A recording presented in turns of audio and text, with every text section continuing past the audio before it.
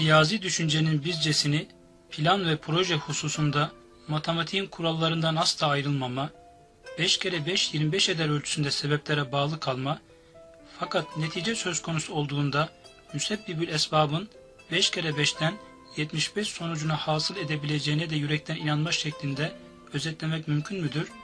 Hem düşünce hem de aksiyon safhalarında sebeplere riayet ile intizar inayet dengesi nasıl kurulmalıdır? Bir tanesi plan proje mevzuunda kusur etmeme. Onları sebepler dairesinde bulunan bir insan gibi planlama, yapma. Diğeri de sonucu Allah'tan bekleme. Bizim yaptığımız o planlar, o projeler o sonucu cebri olarak tevlid edici şeyler değildir. Sadece sebeplerdir, saiklerdir. Onu çok iyi bilme. Diğer o şeyin bir açılımında da harikuladelere, böyle fevkaladeden inayetlere, ihsanlara, ikramlara, planları, projeleri bina etmeme. Evet. Bu da siz böyle bir şey yapmayın diye kitapta ve sünnette böyle bir şey yok. Fakat Efendimiz sallallahu aleyhi ve sellemin mübarek davranışları sıkıldığı zaman ondan takattür eden şeyin olduğu görülür. Bazıları düşünce insanlarıdır. Bunlar iyi plandan, projeden anlarlar.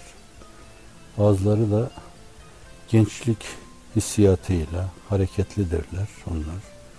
Onlar da böyle harekete mütevakkıf meselelerde başarılı olabilirler. Bazı kimseler de o meseleyi anlatma mevzuunda başarılıdırlar. Onlar da o işte. Burada da esas o vazife taksimi çok önemlidir. Yani herkes ne de başarılı oluyor, ne de rentable. Onu bulma, herkesi kendi alanında istihdam etmek çok önemlidir. Bu açıdan yani bir taraftan böyle dünyanın dört bir yanına giden, okul açan diyelim oralarda, o insanlarla temasa geçen, kendilerini kabul ettiren orada, çok mükemmel rehberlikle, talebe semereleriyle kendilerini ifade eden ve böylece hüsnü kabule mazhar olan bu arkadaşlarımızı alkışlarken temelde bu işin arkasında olan planlayıcı, meşveret edici ve himmetlerini ortaya koyucu insanları da unutmamak lazım. Yani dünden bugüne bu işin etrafında hep bir araya gelmişler. Himmet mevsiminde himmet etmişler. Burs mevsiminde bursta bulunmuşlar. Ama bunlar öyle dünyanın dört bir yanına gidecek durumda, rehberlik yapacak durumda, muallimlik yapacak durumda değiller. Oralarda mütevellik yapacak durumda değiller. Yapacakları şeyi burada yapıyorlar. Bunu hafife almamak lazım evvela. Bir kere hizmet terbiyesi adına hafife almamak lazım. Önemli, bize düşen bir vazife. İkincisi, Cenab-ı Hak nezdinde neyin daha hayırlı, daha sevaba vesile olduğunu kestiremeyiz, biz bilemeyiz. Onlar meşveret ederler orada, o planları ortaya korlar. Onlar daha çok sevap alabilirler. Yurt dışına giden, hicret eden insanlardan daha çok sevap alabilirler. Kur'an-ı Kerim'in de ifade buyurduğu gibi Tevbe Sure-i Cellesi'nde cem-ü nefir zamanında bile insanlar dört bir yana seferber olurlar. Fakat bir zümre olduğu yerde kalmalı, ilim tahsil etmeli. Onlar arkadan onlar geriye dönüp geldikleri zaman onları talim etmeliler. Nasıl bu iş önemlidir? Aynen öyledir. O işin finansörleri, o işi arkadan destekleyenler, planlı omuz verenler. Arkadaşlarımız gittikleri her yerde onları arkalarında görecekleri, hissedecekleri o insanların Allah'la münasebetleri açısından, hizmetteki yerleri açısından, o işin temelindeki harçları açısından diğerlerinden farkı yoktur. Belki daha ileridedir. Bir de geçmişleri itibariyle onlara bakacak olursanız, yani sizin ufkunuzda yalancı bir şafağın bile çakmadığı dönemde o insanlar bu işe sahip çıktılar. O insanlar insanımızda kuvve-i maneviyeyi tetiklediler. O insanlar okul dedi yürüdüler, üniversite hazırlık kursu dediler, yürüdüler.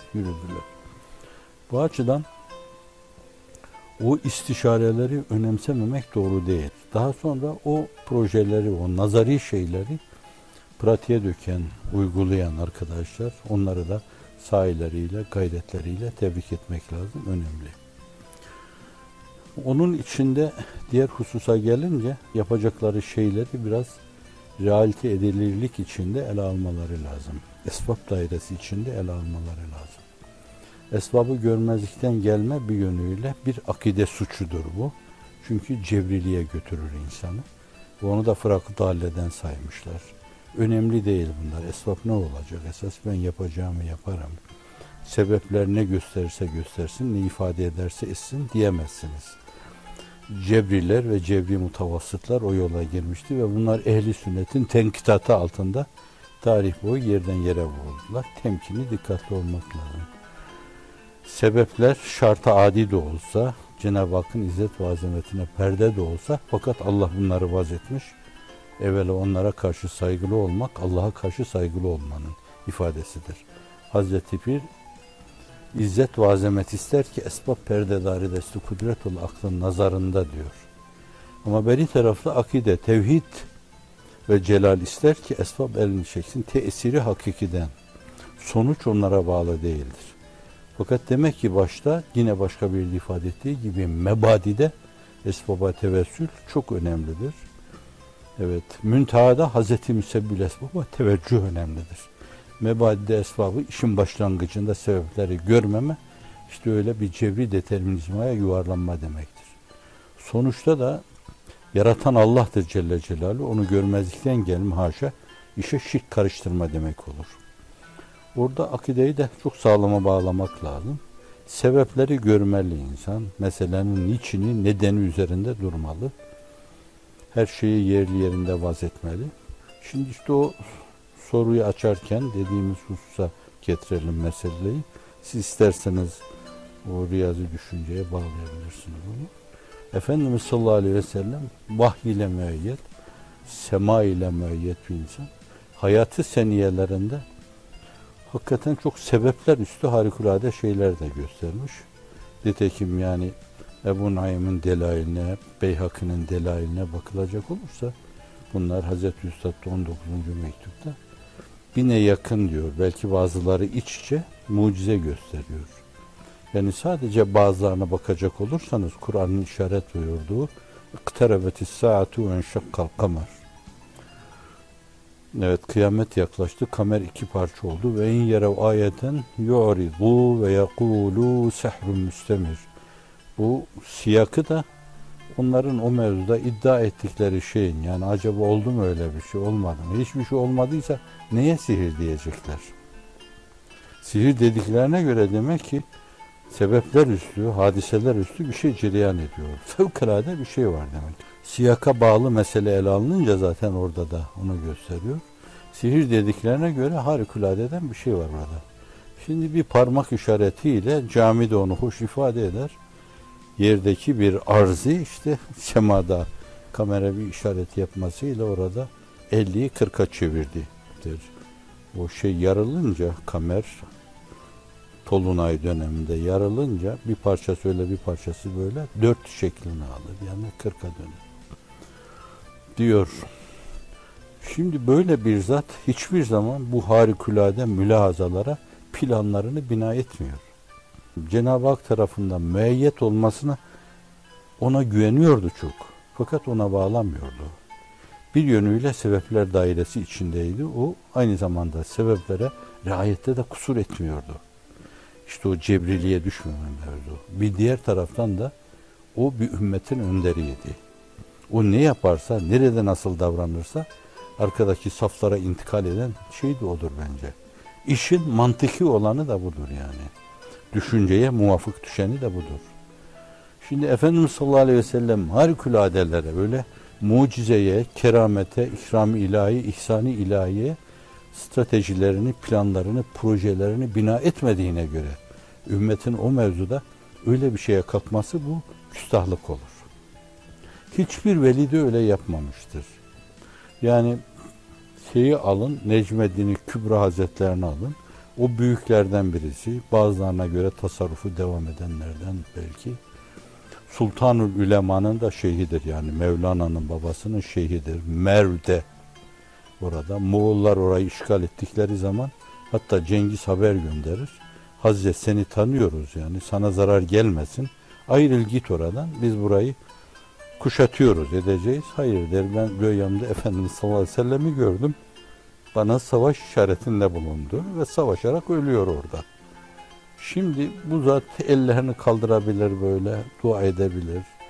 Hani bizim bazen acemiliklerimizde, cehlimize, aceleciliğimize getirerek yaptığımız bazı şeyler gibi Allahümme şettis şemlehum, ferrik cemehum, mezzikum kullen mezzak, vec'al be'sehum beynehum ve la tübellihum lemel.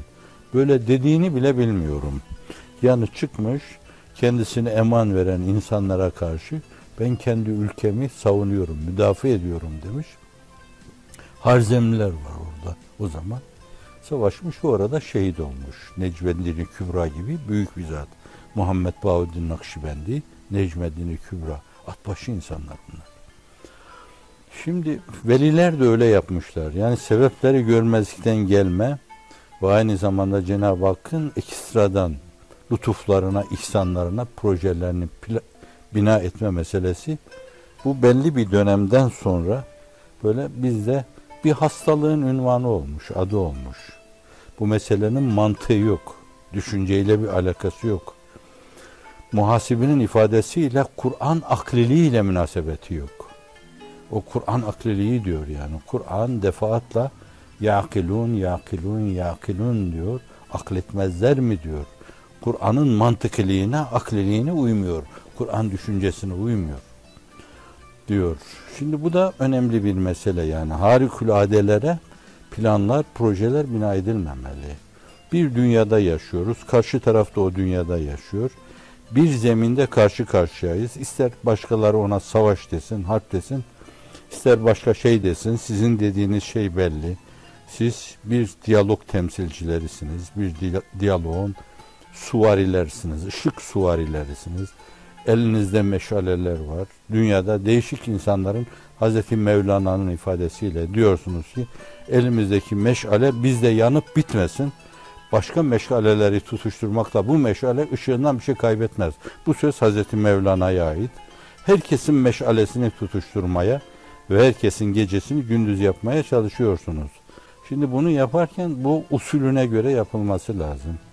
Bugünün şartları hesaba katılması lazım. Değişik devletlerin genel geçmişten tevarüs ettikleri kültürlerin o kültürlere bağlı olarak onların size verecekleri tepkiler hesaba katılması lazım.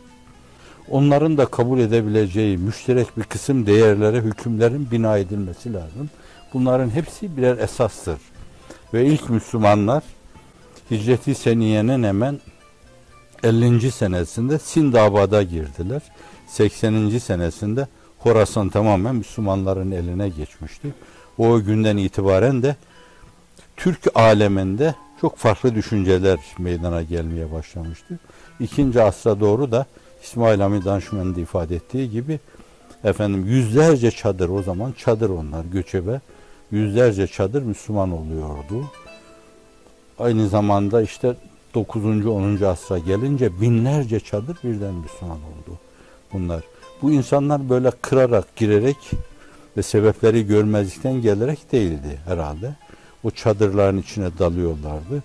Sizin arkadaşlarınızın yaptıkları gibi o insanların hissiyatlarını okuyorsunuz. Kültür değerlerine karşı saygılı oluyorsunuz. Beğenmeseniz bile saygılı oluyorsunuz. Ve onlara gösterdiğiniz saygıyla kendinize karşı saygı hislerini tetikliyorsunuz. Onlar da mukabele-i bilmisilde bulunuyorlar. Saygıya saygı gösteriyorlar.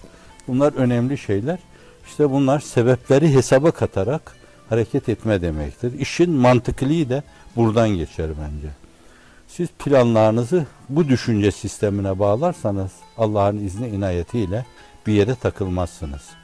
Yoksa ben sadece inanıyorum. Çok önemli bu. İnanmak çok önemlidir. İnanmaya canımız kurban olsun. Her gün belki kıtmiriniz sizin, ben 100 defa söylüyorum desem mübalağa yapmış olmam. Rabbi zidni ilmen ve imanen ve yakinen ve tevekkülen ve teslimen. 100 defa dersem yeterli bulmuyorum yani.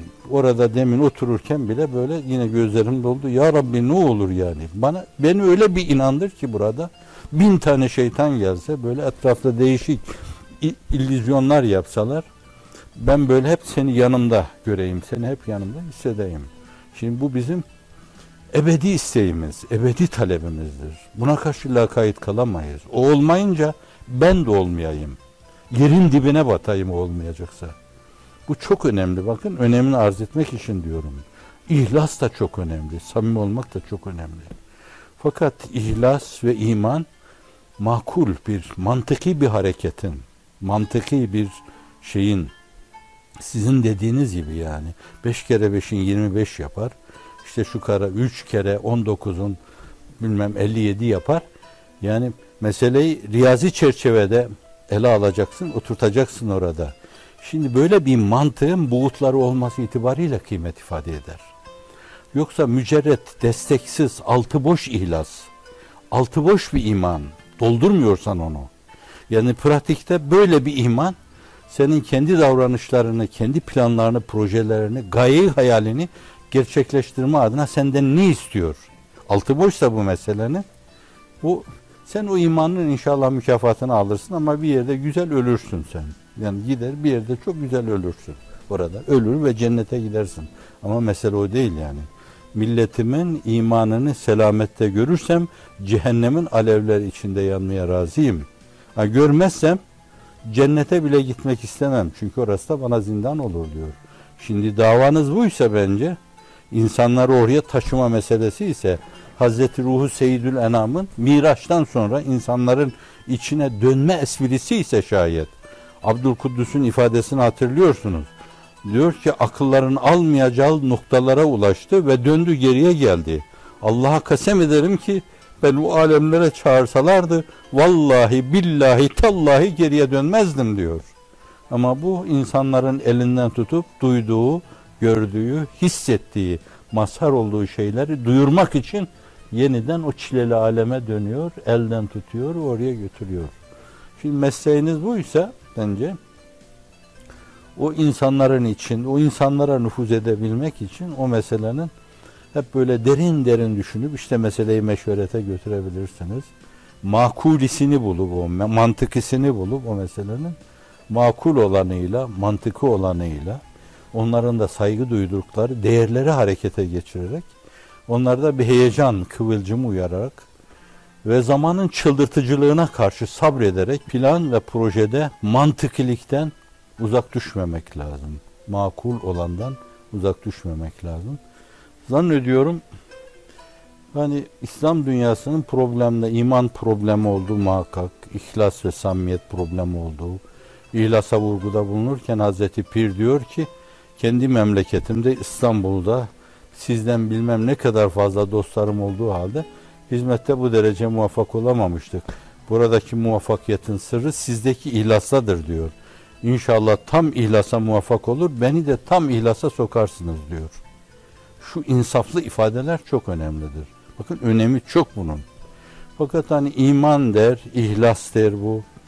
Sonra o imanını, dinini diyanetle süsler, derinleştirir, tabiat haline getirir. Fakat bütün bunlar onun o günde, o şartlar altında yapması gerekli olan şeyleri kendi şartlarına göre, kendi mantıklığı içinde, kendi makullüğü içinde yapmasına engel olmaz yani. Hapishanede sigara kağıdına yazarlar. Onu parmaklıkların altından birine uzatırlar. Bir yaprak kağıt. Hemen o bir tenha bir yerde işte bir teksir makinası vardır birisi. Bahsederlerdi. Bir Rıdvan vardı. O dönem diyorum. Neden dolayısıyla böyle bir itizaliyete maruz kaldı o da. Öyle addedildi. Çünkü daha sonra kendisinden bahsedildiğini duymadım. Derler yani o tekstil makinesini çeviriyor. Hukuk talebesi herhalde. Duyduğum şeyi anlatıyorum ben. Böyle işte bir yaprak koyuyor. Yani bilmem kaç kol hareketiyle bir yaprak çıkıyor sabaha kadar. Hasbi Rabbi Cellallah, mafi kalbi gayrullah, Nur Muhammed sallallahu. Böyle duydum ben yani onu. Ben duyduğum şeyi naklediyorum. O böyle dalmış çeviriyor. Ta akşamdan şafağa kadar bir aralık kapı açılıyor. Hazreti Ebubekir Efendimiz, Ömer Efendimiz, Osman Efendilerim içeriye giriyorlar. Dişinizi sıkın sabredin sizinle beraberiz diyorlar. Şimdi mesele iman çok önemli, ihlas çok önemli. Fakat o şartlar altında böyle çalışılır. Husrev Efendi kapısını ördürüyor, evine kapanıyor, yazı yazıyor. Onu içinde bulunduğu odanın su savma borusundan içine rule yapıyor, sokuyor. Birisi de ara sıra geliyor, parmağını oradan sokuyor. Var mı kağıt diye. Eğer varsa gizli, yani o kimse görmeden o kağıdı alıyor. İşte o tekstirin yapıldığı yere götürüyor. Tekstir ediyorlar. Orada hazır bir de ulaklar var. 5-10 tanesi. O oraya götürüyor, oraya götürüyor, oraya götürüyor hemen. 5-10 insanla meşgul olma. Fakat ihmal etmiyorlar. O günkü şartlar altında dahasını zaten yapamazdınız. Ceberut bir idare vardı ki o gün sizin minarenin başında Allah demenize bile müsaade etmiyorlardı. Bir insan bazı yanlışlıklar yapar, bazen vefasızlık yapar, bazen sadakasızlık yapar, bazen eline geçen imkanları tebliğ ve irşat adına değerlendirmez. Bunun gibi nefsaniliğine dalar, cismaniyet hayatına dalar, hep onları öne çıkarır. Kendisine çok işin yapılması düştüğü bir dönemde iş yapacağına kendi hesaplarına bağlı hayatını götürür bunlar. Hususiyle hizmeti imaniye ve Kur'ani içinde arkadaşlarının kuvve-i maneviyesini sarsacak şekilde onları yalnızlığa itme mevzu çok önemli bir vebadır. Yalnızlığa itme. Birisi ayrılmanın, ellerini gevşetmenin, o örve-i vüskadan kopmanın şekli ne olursa olsun diyorum. Çok geniş dairede. Arkadaşlarını bir yerde hasret ve hicran içinde bırakıyorsa Allah ona çektirir. Kendisine de çektirebilir orada. Güldürmez Allah onu. Evlatlarına da bazen çektirir bunu. Bu açıdan vefalı olmaya çok dikkat etmek lazım. Sadakata çok dikkat etmek lazım. Maksadın aksiyle tokat yeme mukadderdir. Kurtulamaz kimse. O işe kendisini samimane adamış bir insana çok samimi bir yolda bile hacca gitme mevzu. Bak, ben cennete gitmek için dahi Allah bana dese ki gel cennete, bana o soru sorma imkanını verse, ya Rabbi arkadaşlarımın gönlü kırılır mı? Küserler mi? Ben cennete gidersem. Küsecekler gibi var. O zaman ben gitmiyorum cennete. Firdevs'e de gitmiyorum demeliyim. O kadar yürekten olmalıyım. Bu meseleye sadakatin bu kadarı bile azdır. Hazreti Üstad diyor ki 25 senedir ben çekmediğim eza, görmediğim cefa kalmadı. Ben askere gitmedim. 27 Mayıs ihtilaliyle başladı gaileler. Hapislerim, takiplerim askerde de devam etti. Kaç sene ise sonra hesap edin. 50 senedir. Ben dünya zevkini anlar bir şey bilmiyorum. Hayatım pencere, tahta kule. Şurada burada. Ve hiç pişmanlık duymadım bundan. Hiç beklentiye girmedim. Günahlarıma kefaret olur inşallah. Arkadaşlarımla beraber haşrolma imkanını Allah bağışlar. Onlardan ayrı düşmem. Ben onlardan ayrı düşmek istemedim. Onlar da ayrı düşebilecekleri yollara girmemeliler. Evet, bu yol bir yönüyle cennet yoludur. Cennet şehrahıdır. Tabi dolayısıyla da uzaktır, menzili çoktur. Geçidi yoktur, derin sular var. Girdik bu yola aşk ile bile, gariplik ile bizi talar.